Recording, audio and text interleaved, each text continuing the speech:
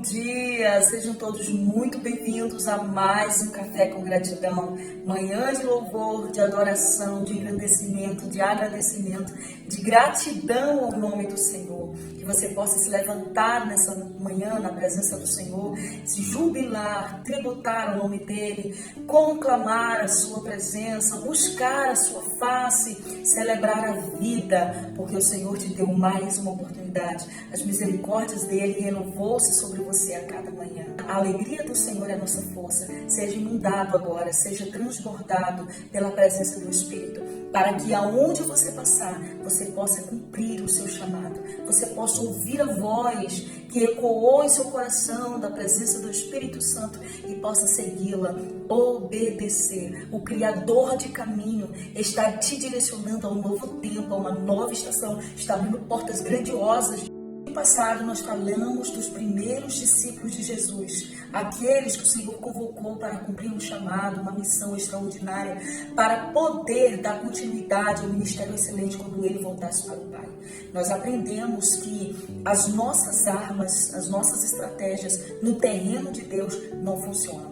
Para que possamos viver o que o Senhor tem, para sermos introduzidos em um novo tempo, uma nova estação, ser transicionado a uma nova atmosfera, a um novo nível de relacionamento, intimidade, poder, nós precisamos também despir de nós mesmos, das nossas armas, para podermos pegar as armas de Cristo, para inundados, cheios dele mesmo sobre nossas vidas.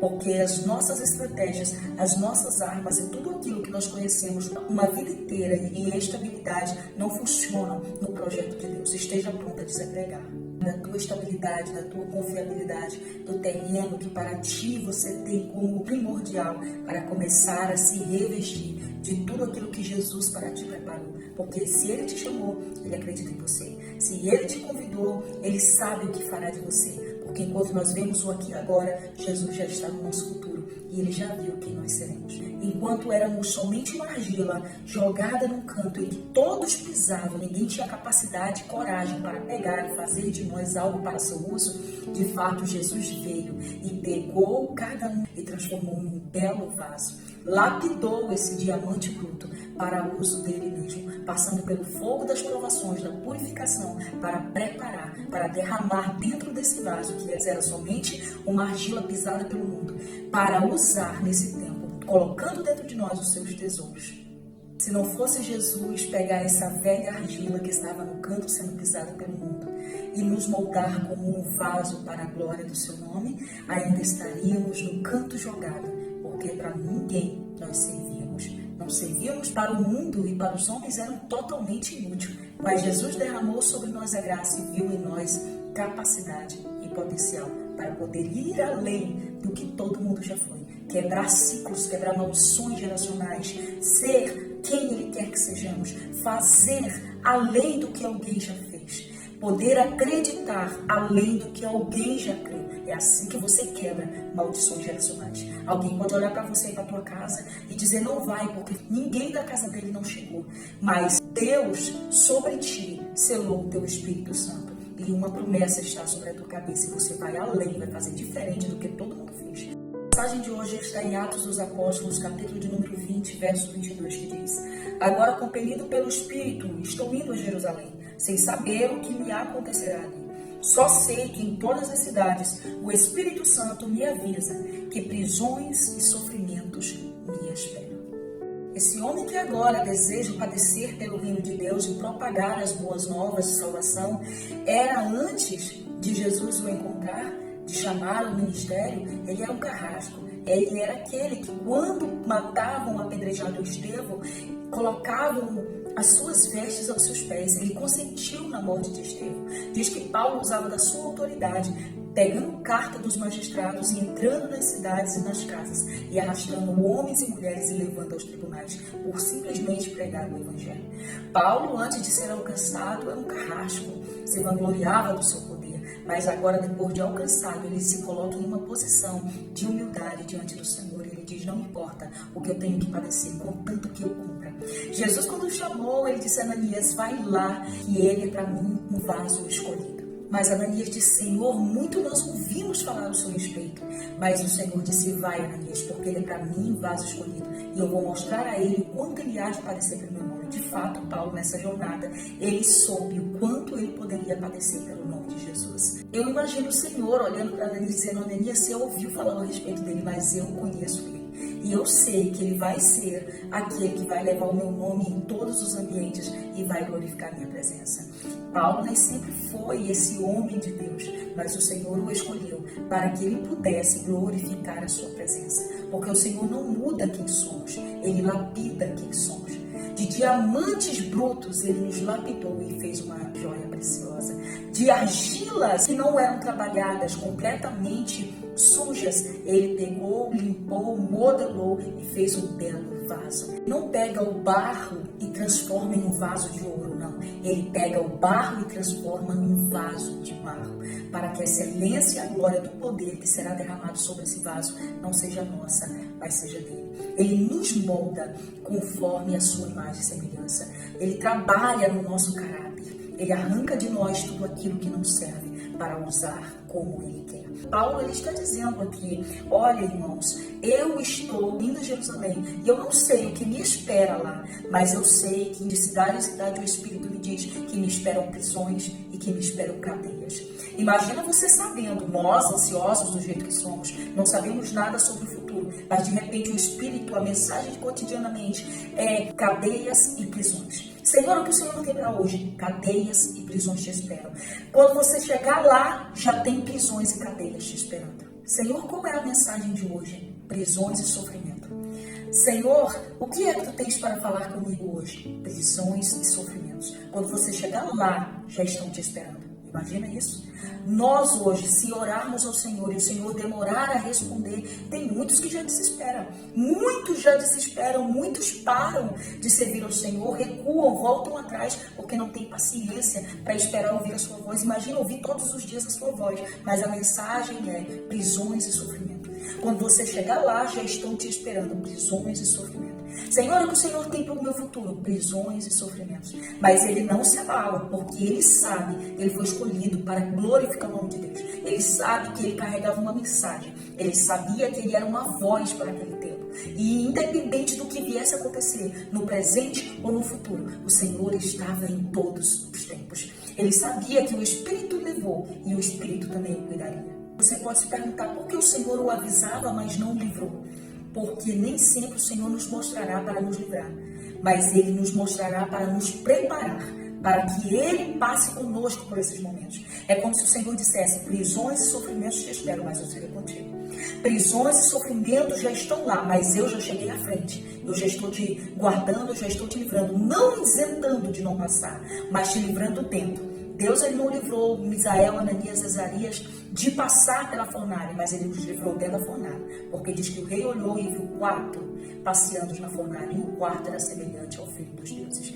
Deus ele não livrou Daniel de não entrar na cova dos leões, mas ele livrou Daniel na cova, porque quando o rei olhou, ele disse: Daniel, porventura o teu Deus poderia te livrar? Ele livrou o rei, porque ele achou graça em mim, porque ele viu fidelidade em mim. Então Deus fechou a boca do leão e Daniel dormiu a noite inteira e fez o leão de travesseiro. O Senhor não isenta de passar, Ele passa junto contigo. Então faça o seguinte: pegue na mão de Deus e passe por essa prova. Não murmure, não reclame, não se queixe, não recue, não se apostate, não se prostitua, não volte atrás. Segura na mão de Deus e caminha no meio desse vale. Segura na mão de Deus e caminha no meio desse deserto. Segura na mão de Deus e passa pelo olho do furacão. Segura na mão de Deus e atravessa essa tempestade. Seja quem Deus quer que você seja nesse tempo. Faça como o apóstolo Paulo, ele disse: todavia não me importo. Por quê? Porque essa vida que eu tenho não é minha, é de Deus. Quando eu comecei a servir a Ele, quando eu comecei a dar passos diante da sua presença, segundo a sua bondade e misericórdia, que derramou-se sobre mim, me escolhendo para ser usado por Ele, eu entreguei a minha vida. Então eu não tenho a minha vida como um tesouro. Tesouro é a palavra dele em mim. Tesouro é a vida dele em mim. Mas eu sei que se tirarem a minha vida nessa terra, eu viverei além daqui. Oh meu Deus, aleluia! Jesus, ele disse, não temei aqueles que matam o corpo, mas não tem o que fazer com a alma. Temei antes aquele que tem poder de matar o corpo e lançar a alma no inferno. Ele está dizendo, eu não tenho a minha vida por preciosa. Por que, Paulo? Todo mundo desesperado, alvoroçado, porque o Espírito já havia dito. Então ele está... todo mundo apavorado, mas ele está calmo, ele está tranquilo, ele está descansado no Senhor, porque ele sabe que seja para a morte, seja para a vida, que contanto que o nome do Senhor seja glorificado. Os cristãos de antigamente eram forjados, preparados, moldados no fogo. Aonde está essa geração de cristãos? Oxalá se o Senhor tivesse um crente nesse tempo, tivesse um coração que ardesse por ele e dissesse, Senhor, eu não tenho minha vida por preciosa. Não, tudo que eu possuí nesse mundo, tudo que eu granjeei, eu tenho como nada, porque o Senhor para mim é suficiente. E ele disse, eu não tenho a minha vida como valor algum, tão somente que eu cumpra a minha carreira, tão somente que eu cumpra a minha corrida. O que ele está dizendo? Ele está dizendo, eu tenho uma missão, eu tenho um propósito, eu tenho um alvo.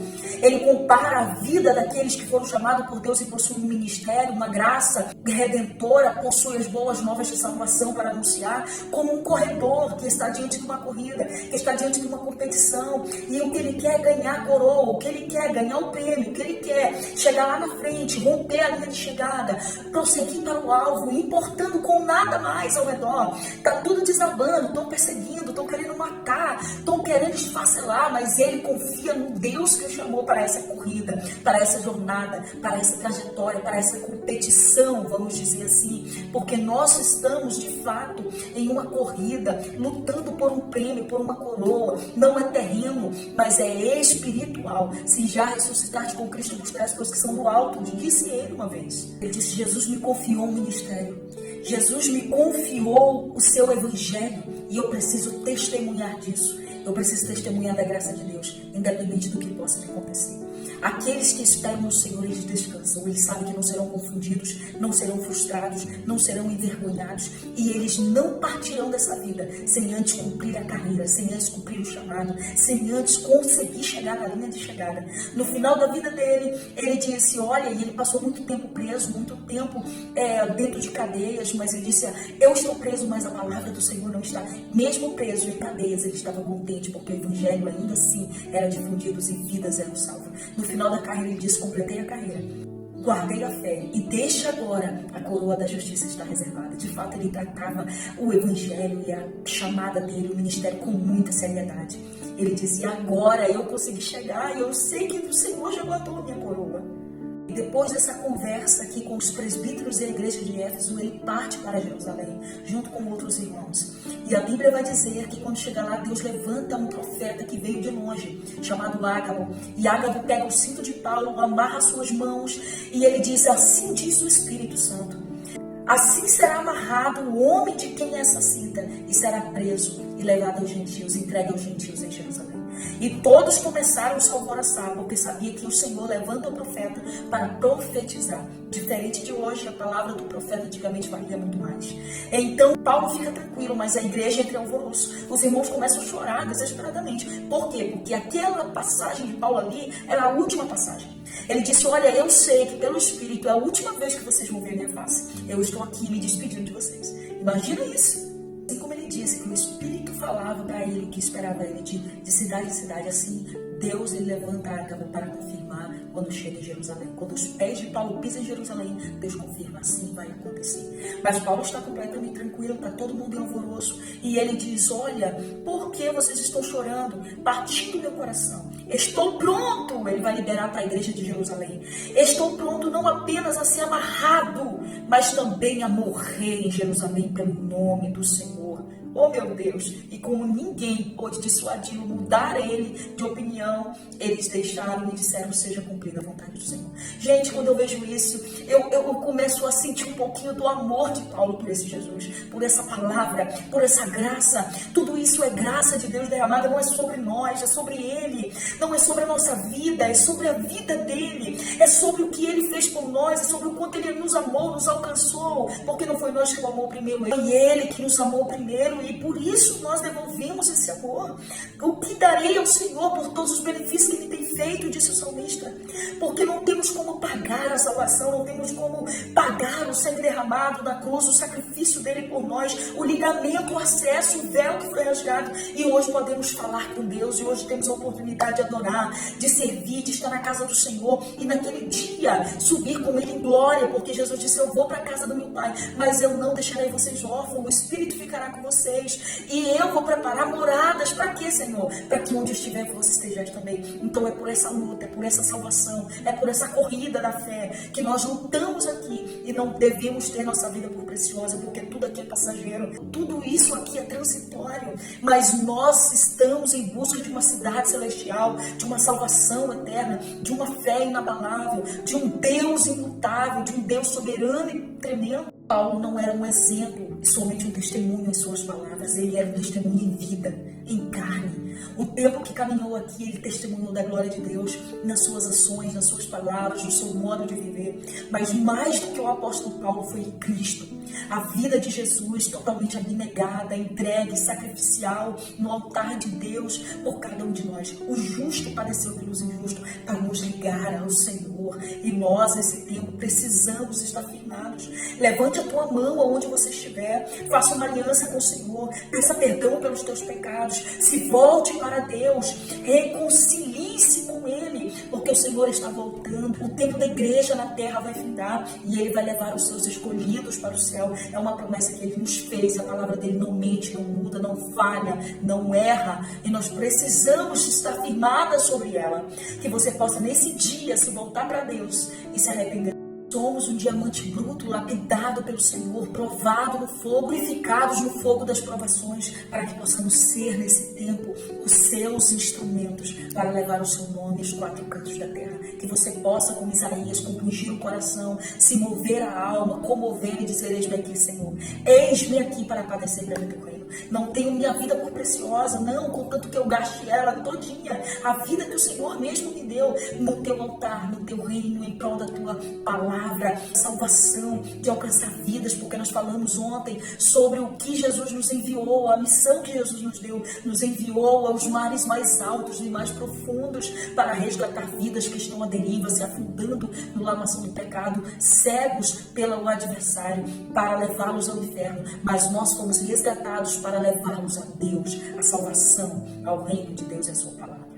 Deus já tem o caminho aberto pelas águas, faz romper muitas fontes em meio ao deserto. Haverá nuvens que trazem chuvas de bênção. Ouça a voz, Deus te dá escape e livramento. Aproveite essa manhã para se voltar para Deus, para buscar a presença do Senhor e para se arrepender dos seus pecados. Confesse ao Senhor como teu único Salvador, porque só Ele pode resgatar a tua vida e te levar à eternidade. Compartilhe esse vídeo com mais pessoas para que todas elas possam alcançar este amor e ser alcançadas por esse Deus maravilhoso e conhecer a alegria do Senhor que os fortalecerá. Deus abençoe e até o próximo Café com Gratidão.